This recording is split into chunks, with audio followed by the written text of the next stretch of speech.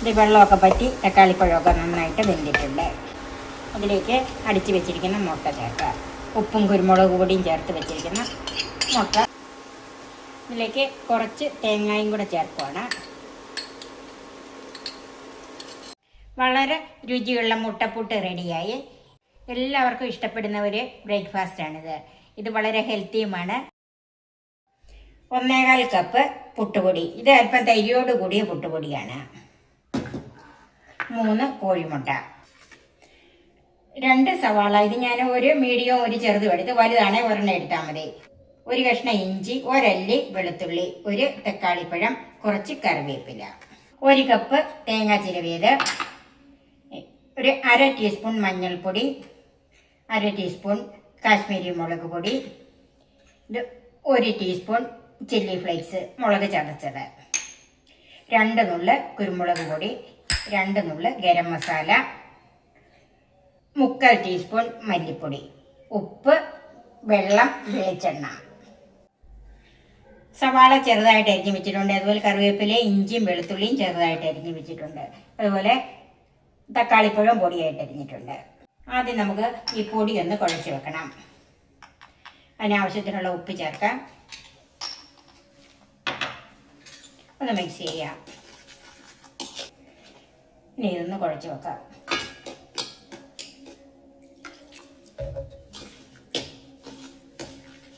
തരിയുള്ള പൊടി ആയതുകൊണ്ട് ഒരല്പം വെള്ളം കൂടുതലും വേണം. അല്പം നേരം കുഴച്ച് വെക്കുകയും വേണം. കുറേശ്ശെ വെള്ളം ഒഴിച്ച് വേണം ഇതൊന്ന് കുഴച്ച് വെക്കാനായിട്ട്. ഇപ്പം ദേ പുട്ടുപൊടി നന്നായിട്ട് നനച്ച് വെച്ചിട്ടുണ്ട്. ഇത് നമുക്ക് മൂടി വെക്കാം. ഇതൊരു 10-15 മിനിറ്റ് വരെ മാറ്റി വെക്കാം. ഇനി ഇതിനൊരു മസാല ഉണ്ടാക്കണം. ചൂടായ പാനിലേക്ക് വെളിച്ചെണ്ണ ഒഴിക്കാം. 1 ടേബിൾ സ്പൂൺ വെളിച്ചെണ്ണ ഒഴിച്ചിട്ടുണ്ട്. ഇതിൻ്റെ അകത്ത് കടുക് ചേർക്കണമെന്നില്ല കേട്ടോ. അതിലേക്ക് ആദ്യമേ ചൂടായ എണ്ണയിലേക്ക് വെളുത്തുള്ളി ഇട്ട് കൊടുക്കാം. ഇഞ്ചിയും കൂടെ ചേർക്കാം.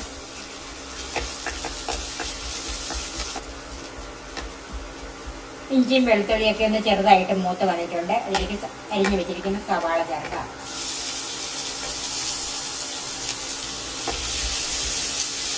സവാളയൊന്ന് നല്ല ട്രാൻസ്പെറൻ്റ് ആയി വരണം.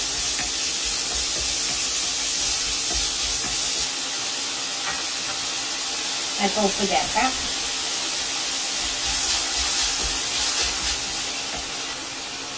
കറിവേപ്പില ചേർക്കാം.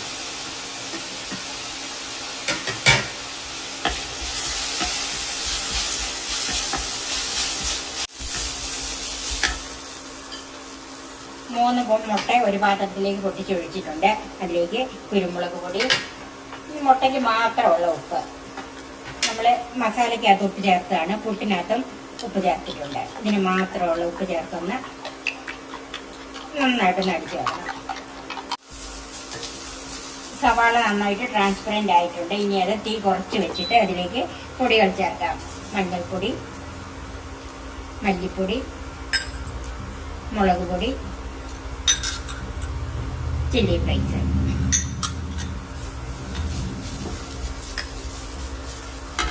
ഗരം മസാല. ഇത് ചെറു തീയിൽ വെച്ച് തന്നെ ഒന്ന് മൂത്ത് കിട്ടണം.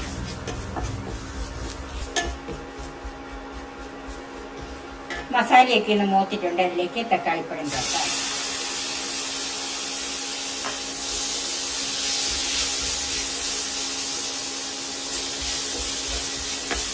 ഈ തക്കാളിപ്പഴം ഒന്ന് വെന്ത് വരണം. അതിന് വേണ്ടിയിട്ട് 2 ടീസ്പൂൺ വെള്ളം ഒഴിച്ചു കൊടുക്കാം.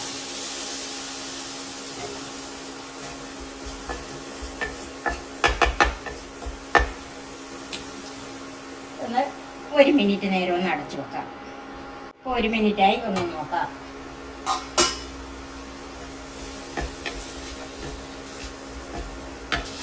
ഇത് വെള്ളമൊക്കെ പറ്റി തക്കാളിപ്പഴമൊക്കെ നന്നായിട്ട് വെന്തിട്ടുണ്ട്.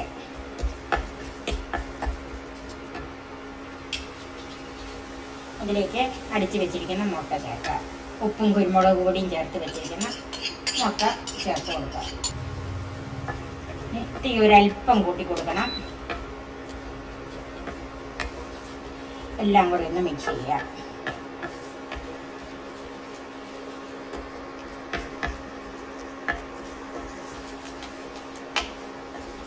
ഈ വെള്ളമൊക്കെ ഒന്ന് വറ്റി വരണം.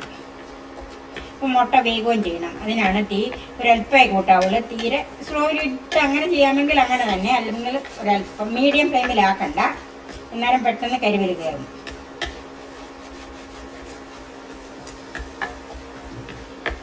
ഈ കൂട്ടിൻ്റെ ഉപ്പൊന്ന് നോക്കണം.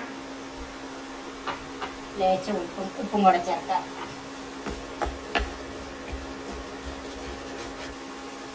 ഇതിലേക്ക് കുറച്ച് തേങ്ങയും കൂടെ ചേർക്കുകയാണ്.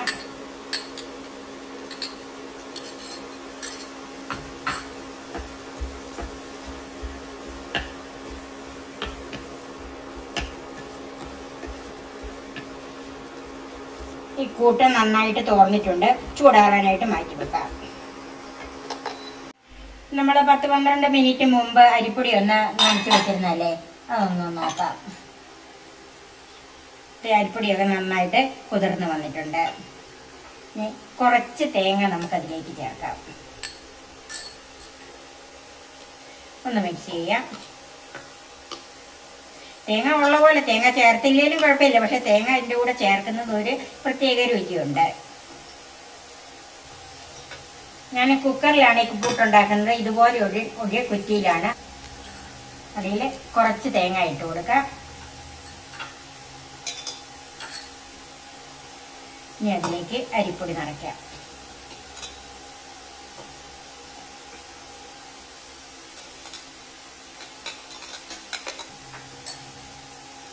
ഇനി അതിലേക്ക് ഈ മിക്സ് വെച്ച് കൊടുക്കാം.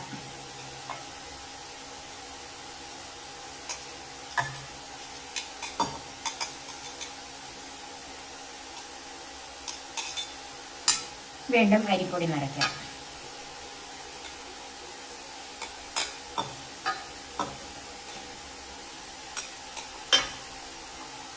മുകളിലേക്ക് കുറച്ച് മുട്ടയുടെ മിക്സും വെച്ച് കൊടുക്കാം.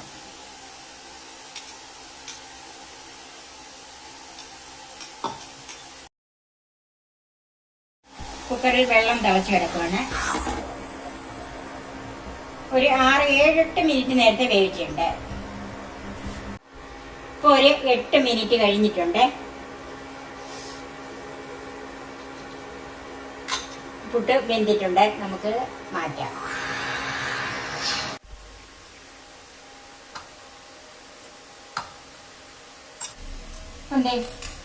ഈ പുട്ട് കുത്തി വെച്ചിട്ടുണ്ട്. ഞാൻ ഈ പുട്ട് 2 രീതിയിലാണ് ഉണ്ടാക്കുന്നത്. ഇനി ബാക്കി ഇരിക്കുന്ന പൊടി ഇതിലേക്ക് ചേർക്കുവാണ്. ഇതെല്ലാം കൂടി ഒന്ന് മിക്സ് ചെയ്യാം. നമുക്ക് വീണ്ടും ഇത് നിറച്ചു കൊടുക്കാം.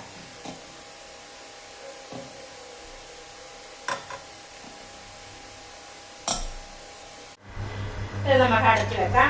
ഇതും ഒരു 8 മിനിറ്റ് വേവിച്ചെടുക്കാം. ഇതും 8 മിനിറ്റ് കഴിഞ്ഞ് നമുക്ക് പ്ലേറ്റിലേക്ക് മാറ്റാം. വളരെ രുചിയുള്ള മുട്ടപ്പുട്ട് റെഡിയായി. നിങ്ങളും ഇതുപോലെ ചെയ്തിട്ട് ഏതാണ് നിങ്ങൾക്ക് കൂടുതൽ ഇഷ്ടപ്പെട്ടതെന്ന് കമൻറ്റ് ചെയ്യാൻ മറക്കരുത്. എല്ലാവർക്കും ഇഷ്ടപ്പെടുന്ന ഒരു ബ്രേക്ക്ഫാസ്റ്റാണിത്. ഇത് വളരെ ഹെൽത്തിയുമാണ്. നിങ്ങൾ തീർച്ചയായും ഉണ്ടാക്കി നോക്കണം. എൻ്റെ ഈ ചാനൽ സബ്സ്ക്രൈബ് ചെയ്യാൻ മറക്കരുത്. ഇതുപോലെയുള്ള വെറൈറ്റി വിഭവങ്ങളുമായി നമുക്ക് വീണ്ടും കാണാം. ഞാൻ സോഫി കുര്യാക്കോസ്.